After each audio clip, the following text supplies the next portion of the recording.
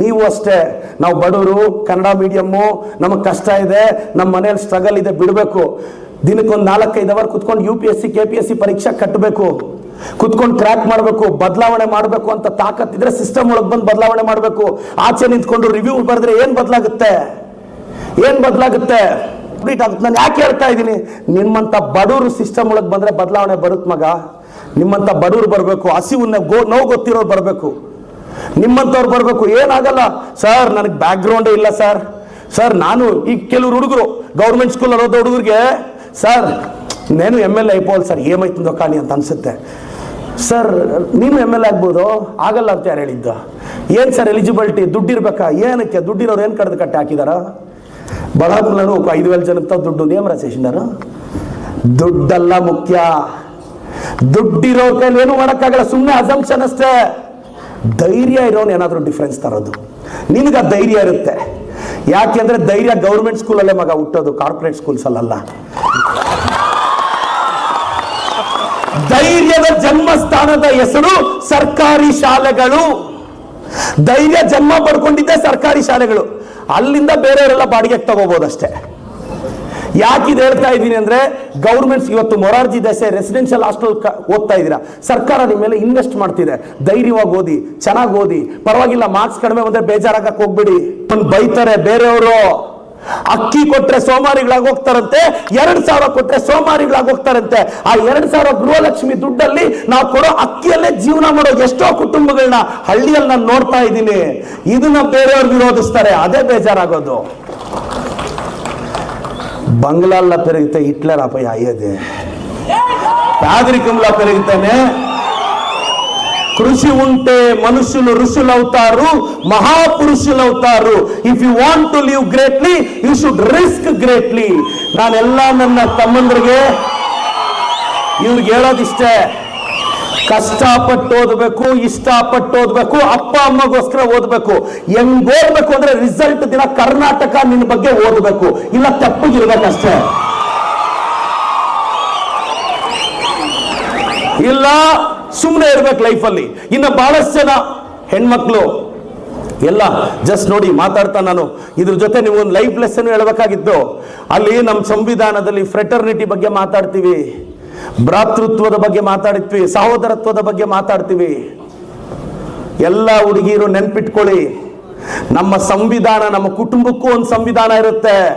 ಆ ಕುಟುಂಬದಲ್ಲಿರೋ ಸಂವಿಧಾನ ಒಂದು ಮಾತು ಹೇಳುತ್ತೆ, ಒಂದು ಹುಡುಗಿ ಲೈಫಲ್ಲಿ ಅವಳು ನೋಡೋ ಕೊನೆ ಜೆಂಟ್ಲ್ಮ್ಯಾನ್ ಹೆಸರೇ ತಂದೆ. ಇನ್ಯಾರು ಆಕೆ ಲೈಫಲ್ಲಿ ಜೆಂಟ್ಲ್ಮ್ಯಾನ್ ಆಗಿರಲ್ಲ. ಒಂದು ಹುಡುಗಿನ ಕಡಿಮೆ ಅರ್ಥ ಮಾಡೋ ಗಂಡಸಿದ್ರೆ ಆತನ ಅಪ್ಪ ಅಂತ ಕರೀತಾರೆ. ಹುಡುಗನ ಲೈಫಲ್ಲೂ ಅಷ್ಟೇ, ಕಡಿಮೆ ಹರ್ಟ್ ಮಾಡೋ ಹೆಂಗ್ಸಿದ್ರೆ ಆಕೆನ ತಾಯಿ ಅಂತ ಕರಿತೀವಿ. ಬಹಳಷ್ಟು ಜನ ಹುಡುಗಿರಿಗೆ ಗೊತ್ತಿರ್ಬೇಕಮ್ಮ, ಒಂದು ವಯಸ್ಸಿಗೆ ಬಂದ್ಮೇಲೆ ಗಂಡನ ಜೊತೆನೋ ಬಾಯ್ ಫ್ರೆಂಡ್ ಜೊತೆನೋ ಬೈಕಲ್ಲಿ ಹಿಂದ್ಗಡೆ ಕುತ್ಕೊಂಡು ಹೋಗ್ತಾ ಇರ್ತೀವಿ. ನಿಮ್ಗೆ ನೆನಪಿದ್ಯಾ? ಬಾಯ್ ಫ್ರೆಂಡು ಅಥವಾ ಗಂಡನೋ ಬೈಕಲ್ಲಿ ಹಿಂದೆ ಕೂರಿಸ್ಕೊಂಡು ಹೋಗ್ತಾನೆ, ಅಪ್ಪ ಮಗಳನ್ನ ಮುಂದೆ ಕೂರಿಸ್ಕೊಂಡು ಹೋಗ್ತಾನೆ. ಯಾಕೆ ಗೊತ್ತಾ? ಅಪ್ಪನಿಗೆ ಮಗಳು ಮುಂದೆ ಇರಬೇಕು ಅಂತ ಆಸೆ, ಬಾಯ್ ಫ್ರೆಂಡ್ಗೆ ಗಂಡನಿಗೆ ಅವಳು ಹಿಂದೆ ಬಿದ್ದಿರಲಿ ಅಂತ ಆಸೆ. ಈ ಸತ್ಯ ಅರ್ಥ ಮಾಡ್ಕೊಳ್ಳಿಲ್ವ ಏನು ನೀವು? ಏನು ಹೆಣ್ಮಕ್ಳು ಮೈಂಡ್ ಸೆಟ್ ಬದಲಾಗಬೇಕು. ಸಾಯಂಕಾಲ 6:30ಗೆ ಎಲ್ಲೋ ಪಾನಿಪುರಿಗೆ ಹೋಗಿ ಬರ್ತೀನಿ ಅಂತ 1 ಅವರ್ ಲೇಟ್ ಆಗಿ ಬಂದ್ರೆ ನಿಮ್ಮಮ್ಮ ಬೈತಾರೆ. ಏನಮ್ಮ ನನ್ನ ಮೇಲೆ ನಂಬಿಕೆ ಇಲ್ವಾ ನಿನಗೆ ಅಂತ ನಿಮ್ಮಮ್ಮಗೆ ರಿವರ್ಸ್ ಮಾತಾಡ್ತೀಯ. ಇನ್ನೊಂದು 20 ವರ್ಷ ಆದ್ಮೇಲೆ ನಿನಗೊಂದು ಮಗಳು ವಯಸ್ಸಿಗೆ ಬಂದಿರೋಳು 1 ಅವರ್ ಲೇಟ್ ಆಗಿ ಬಂದ್ರೆ ನೀನು ಎಷ್ಟು ಗಾಬರಿ ಬೀಳ್ತೀಯ ಅಂತ ಆವತ್ತು ಅರ್ಥ ಆಗುತ್ತೆ. ಏನು ಪ್ರಾಬ್ಲಮ್ ಗೊತ್ತಾ? ನಿಮ್ಮ ತಾಯಿ ಗ್ರೇಟ್ ಅನ್ನೋ ಅಷ್ಟೊತ್ತಿಗೆ ಹೆಣ್ಮಕ್ಳು 5 ರಿಂದ 10 ವರ್ಷ ಪ್ರತಿ ಹುಡುಗಿಗೂ ಅಮ್ಮ ಗ್ರೇಟ್ ಅನ್ಸುತ್ತೆ. 10 ರಿಂದ 20 ವರ್ಷ ನಮ್ಮಮ್ಮ ಕ್ವೀನ್ ಅನ್ಸುತ್ತೆ. 20 ರಿಂದ 30 ವರ್ಷ ನಮ್ಮಮ್ಮ ಸೂಪರ್ ಅನ್ಸುತ್ತೆ. 30 ರಿಂದ 40 ವರ್ಷ ಸುಮ್ಮನೆ ಇರಮ್ಮ. 40 ರಿಂದ 50 ವರ್ಷ ನಿನ್ಗೇನು ಅರ್ಥ ಆಗಲ್ಲ, ಸುಮ್ಮನೆ ಇರುವಂತಾರೆ. 50-55 ವರ್ಷಕ್ಕೆ ನಿಮ್ಮಮ್ಮ ನಿಮ್ಗೆ ಯಾವತ್ತು ರೈಟ್ ಅನ್ನಿಸ್ತಾಳೆ ಗೊತ್ತಾ? ನಿನ್ನ ಮಗಳಿಗೆ ನೀನು ರಾಂಗ್ ಆಗೋಗಿರ್ತೀಯ, ಆವತ್ತು ನಿಮ್ಮಮ್ಮ ನಿನಗೆ ರೈಟ್ ಅನ್ನಿಸ್ತಾಳೆ. ಇದೆಲ್ಲ ಜ್ಞಾಪಕ ಇಟ್ಕೋಬೇಕು ಹುಡುಗಿರು. ಕಷ್ಟ ಆದ್ರು ಇನ್ನೊಂದು ಕೆಲವರು ಹುಡುಗಿರು ಇರ್ತಾರೆ, ಅಮ್ಮಂದ್ರಿಗೆ ಅಮ್ಮ ನೀವು ಶಾನ ಕಂಜೂಸು ಅಂತ ಬೈತಾರೆ. ನಿಮ್ಮಮ್ಮ ಕಂಜೂಸ್ತನ ಮಾಡಿ ಮಾಡಿ ಮಾಡಿ 4 ಗ್ರಾಮ್ ಗೋಲ್ಡ್ ಹಾಕಿ ಕಿವಿ ಓಲೆ ಮಾಡಿಸಿದ್ರು. ಆವಾಗೆಲ್ಲೋಯ್ತು ಕಂಜೂಸ್ತನ? ನಿಮ್ಮಮ್ಮ ಎತ್ತಿಟ್ಟು ನಿನ್ಗೆ ಓಲೆ ಮಾಡಿಸಿದ್ದು ಆ ಕಂಜೂಸ್ತನ ಎತ್ತಿಗೆ ತಾನೆ. ಅಟ್ಲೀಸ್ಟ್ ಒಳ್ಳೆ ಚೌಲ್ಟ್ರಿಯಲ್ಲಿ ಹುಡುಗಿರಿಗೆ ಮದುವೆ ಮಾಡೋಕ್ಕಾಗೋದು. ಇನ್ನೊಂದು ಲಾಸ್ಟ್ ಬಟ್ ನಾಟ್ ಲೀಸ್ಟ್ ಈ ವಿಚಾರ ಹೇಳಿ ಹೆಣ್ಮಕ್ಳಿಗೆ, ನಿಮಗೆಲ್ಲ ಒಳ್ಳೇದಾಗಬೇಕು. ಬೇರೆ ಸಂದರ್ಭದಲ್ಲಿ ನಾನು ಮೋಟಿವೇಶನ್ ಮಾತಾಡ್ತೀನಿ. ನಿಮಗೆಲ್ಲ ಒಂದು ರಿಯಾಲಿಟಿ ನಿಮ್ಗೊಂದು ಅರ್ಥ ಆಗಿರಬೇಕು. ಒಂದು ಹೆಣ್ಣು ಮಗು ಮಿಡಲ್ ಕ್ಲಾಸ್ ಹುಡುಗಿಗೆ ಮದುವೆ ಫಿಕ್ಸ್ ಆಗುತ್ತೆ. ಏನು ಮದುವೆ ಎಲ್ಲ ಮುಗಿಯುತ್ತೆ, ಬಡ್ಜೆಟ್ ಸಪೋರ್ಟ್ ಮಾಡಿದ್ರೆ ಚೌಲ್ಟ್ರಿ ಮುಂದೆ ಕಾರ್ ಇರುತ್ತೆ, ಇಲ್ಲ ಬಸ್ ಸ್ಟಾಪ್ ಅಲ್ಲಿ KSRTC ಬಸ್ ಹತ್ ಕಳಿಸ್ಬೇಕು. ಗಂಡ ಹೆಂಡತಿ ಇಬ್ಬರನ್ನು ಕಳ್ಸೋವಾಗ ಅಮ್ಮ ಬಿಕ್ಕಳಿಸಿ ಆಡ್ತಾಳೆ, ನಾವ್ ಇಷ್ಟು ವರ್ಷ ಚೆನ್ನಾಗಿ ನೋಡ್ಕೊಂಡಿದ್ವಿ ಇವಳನ್ನ, ಗಂಡ ಹೆಂಗ್ ನೋಡ್ಕೊಂತಾನೋ ಅಂತ. ದೂರದಲ್ಲಿ ನಿಮ್ಮ ಅಪ್ಪ ಅಳ್ತಿರಲ್ಲ, ನಿಮ್ಮ ಅಮ್ಮ ಅಳ್ತಿರ್ತಾರೆ. ಯಾಕೆಂದ್ರೆ ನಿಮ್ಮ ಅಮ್ಮಗ್ ಭಯ, ಅವ್ನು ಚೆನ್ನಾಗಿ ನೋಡ್ಕೊಂತಾರೆ ಇಲ್ವೋ ಅಂತ. ದೂರದಲ್ಲಿ ನಿಮ್ಮ ಅಪ್ಪ ಸೈಲೆಂಟ್ ಆಗಿರ್ತಾರೆ. ನಿಮ್ಮ ಅಪ್ಪನ ಸೈಲೆನ್ಸ್ ಅಲ್ಲಿ ಒಂದು ಮೆಸೇಜ್ ಇರುತ್ತೆ, ಅಪ್ಪಿ ತಪ್ಪಿ ಅವ್ನು ಕೈ ಕೊಟ್ರೆ ಮತ್ತೆ ಯುವರಾಣಿ ತರ ನೋಡ್ಕೊಂತೀನಿ ಹೋಗು ಮಗಳೇ ಅಂತ. ಈ ಸೈಲೆನ್ಸ್ ಅಲ್ಲಿರೋ ಮೆಸೇಜ್ ಎಷ್ಟು ಜನ ಅರ್ಥ ಮಾಡ್ಕೊಂತೀರಾ ಅಂತ. ಒಂದು ವಯಸ್ಸಿಗೆ ಬಂದಾಗ ರೀ ಇಂಥ ಕಾಲೇಜ್ಗೆ ಹಾಕ್ರಿ ಅನ್ನೋದೇ ಅಮ್ಮ ಕರ್ತವ್ಯ, ಕಾಲೇಜ್ ಫೀಸ್ ಕಟ್ಟೋದು ಅಪ್ಪನ ಕರ್ತವ್ಯ. ಒಂದು ಏಜ್ ಬಂದಾಗ ಈ ಹುಡುಗ ಇರ್ಲಿ ಅಂತ ಹೇಳೋದೇ ಅಮ್ಮನ ಕರ್ತವ್ಯ.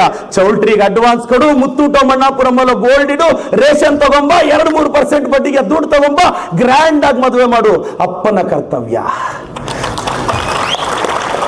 ನನ್ನ ಗೆಲುವೇ ನನ್ನ ತಾಯಿಯ ಗೆಲುವೆ ನಮ್ಮ ತಂದೆ ಅಲ್ವಾ. ಈ ಸೆಂಟೆನ್ಸ್ ಹೇಳೋದು ಮರ್ತೋಗಿದ್ದಾರೆ ದೊಡ್ಡವರು.